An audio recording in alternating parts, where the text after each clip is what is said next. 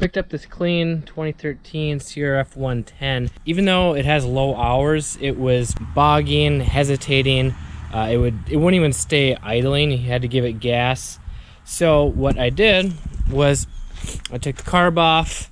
I knew it had been sitting for a while, so I knew that was dirty. I gave it a good carb cleaning, which I show you how to do in a different video. I took the side panel off because it's a lot easier to get access to the carb. But got a carb rebuild kit, and even after cleaning it, the pilot jet was still, it didn't look as cleared out as well as I'd like to. So I put in the new pilot jet, and I even drilled out, this is the fuel screw, and there was a plug in here, probably due to EPA emission nonsense. So I drilled out the plug, and the fuel screw that's in there, stock, it's a D screw, so you need a special D-shaped screwdriver, but I got that out, and I put the flat head screw in there, so now it's really easy to adjust. So after the carb clean, the bike started up, idled really nice, had good throttle response at low RPM, low throttle openings, but once you started to accelerate under load, mid-range, upper end, it would hesitate and sputter really bad.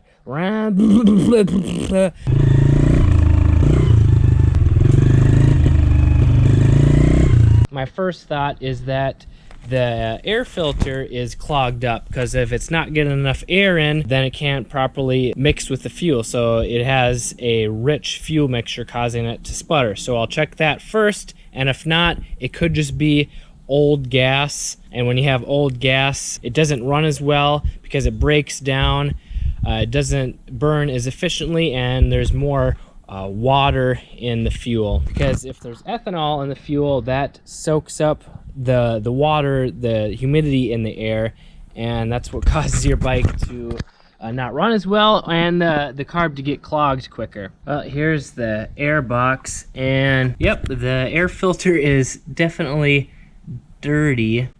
So I'm gonna replace this. I've seen worse, but we'll see if replacing it fixes the problem. I'm thinking I'm still gonna have to drain the gas tank and put some fresh gas in, and hopefully I won't have to clean the carb again. All right, after cleaning the air filter, it seemed to run a tiny bit better. Still sputtering, not good enough for me. So pulled the tank off, dumped out all the old gas. It smelled pretty old, so I put some fresh gas in. And while I was at it, I rebuilt the petcock because I was leaking a little bit. Probably wasn't gonna cause the problem, but figured might as well fix it anyway. And it's kind of a pain because there were rivets and you had to drill it out, so would have been a lot quicker to just buy a new one. But if you got time, yeah, the rebuild kit works. So with fresh gas, clean air filter, clean carb, I thought that was gonna fix the problem.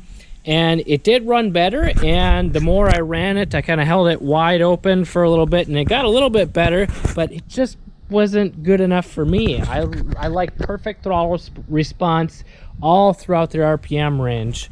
Even on a beginner, well, especially on a beginner bike, you want it to be smooth and predictable. So I'm like, well, what else? I mean, I guess I only replaced the pilot jet, so I pulled the carb off again, and I threw it in my cleaner again, cleaned it, and I took a closer look at the main jet.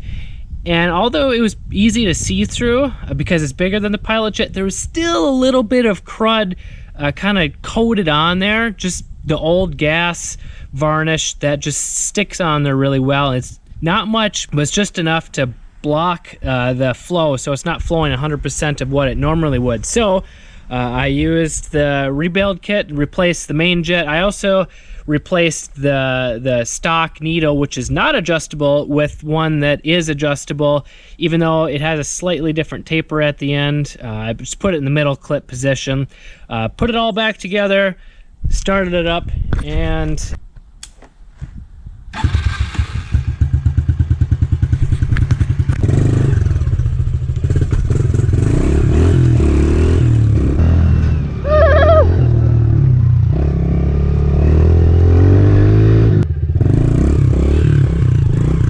it runs like new again. So what did I learn in this video? Well, sometimes it pays just to do the whole job right the first time. So I was trying to save jets by just only replacing what I think needs to be fixed. But when a carb has been sitting for so long, and this is why I don't like carbs, this is why I'm upgrading to fuel injected bikes, but when a carb sits for so long, the gas just really gums up so many of the jets and passages that you basically need to replace the jets and clean the carb. So replace all the jets, just do everything you can right from the beginning. Even if you have to spend a few more bucks, it's worth that extra 1 to 2 hours of troubleshooting your bike.